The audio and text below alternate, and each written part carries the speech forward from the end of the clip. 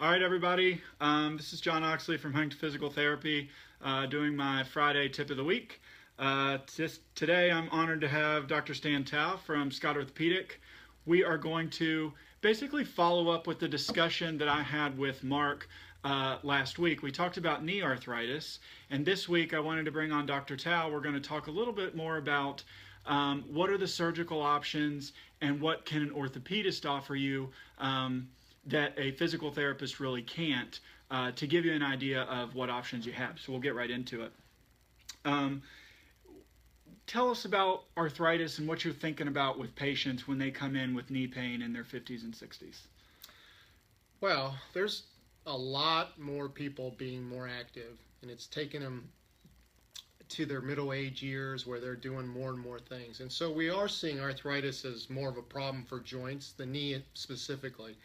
And so there's a lot of things that we can try and do to help that process. And again, arthritis is basically cartilage wearing away from the end of the bones. I tell people it's kind of like tread coming off a tire. So unfortunately, you can't really retread the tire.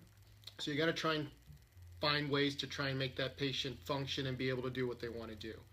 So that being said, some of the things that we can do are selective injections. There's steroid injections, which are simple. Everything has its pluses and minuses. There's gel injections we can do. There's some research on platelet gel injections, which is your own blood that's spun down. There's some research on stem cell injections.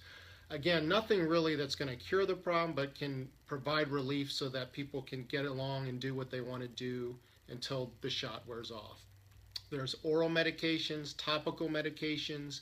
There's bracing that's relatively new that we can do to offload the areas that are sore, in addition to the therapeutic exercises.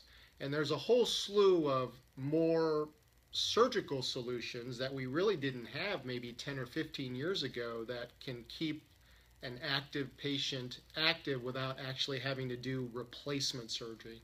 And I think that's where people are benefiting now from 2017 and on. So is that like people are coming in and they've had an MRI that shows a degenerative meniscal tear? Is that the kind of stuff you're addressing? Or what are you doing with the arthritis and the surgery? Well, there's two different patients. One would be somebody that just has focal arthritis without a meniscus tear, and that's the shock absorbing disc between the two bones that can get injured from the arthritis or from an injury. And there's that patient that oftentimes will have the arthritis with the meniscus tear. So if patients have the arthritis and the meniscus tear, the arthritis isn't very bad, normally taking care of the meniscus problem will be enough. The problem gets into the patient that has bad arthritis or moderate arthritis with the meniscus tear. Then sometimes you have to be a little bit more selective on terms of whether or not you're going to recommend surgery. And in terms of the younger patient with just arthritis, we still try to prevent the need for a replacement until the patient gets older to prevent the need for having to do it again or revision. And so if that patient is younger and just has arthritis, there are also surgical solutions for that that have nothing to do with the meniscus itself. What do you feel like are the criterion or the things that people come in and say that you think, yes, you are a surgical candidate, or no, you're really not? Is there any kind of buzzwords or things that people could say, well, maybe I am or maybe I'm not? I think if someone's coming in with both arthritis and meniscus tears together, which is very common, I try and make a distinction between what's called mechanical symptoms, which would be intermittent symptoms of pain, catching, where sometimes the knee feels good and then the knee gets into a position where the pain occurs and then it may get better.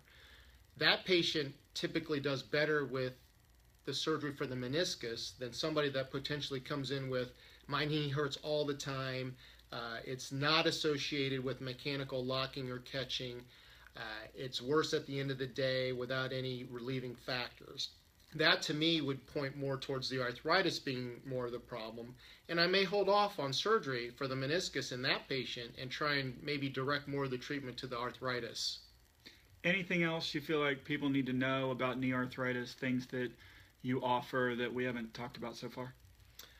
Just that I think if they're seeing somebody and they think their only option is replacement versus not doing anything, I think there are other options out there now that are relatively newer. Now, the downside, as we all know, is that some of the insurance companies aren't covering some of the newer treatments. But I certainly think there's many options that can be discussed with your surgeon in lieu of just replacing the joint. Okay.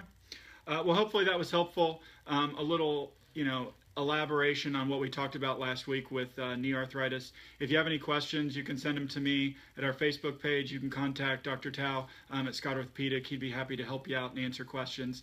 See you if you feel like you might be a surgical candidate. Thanks, and we'll see you next week. Yep. Thanks a lot, John.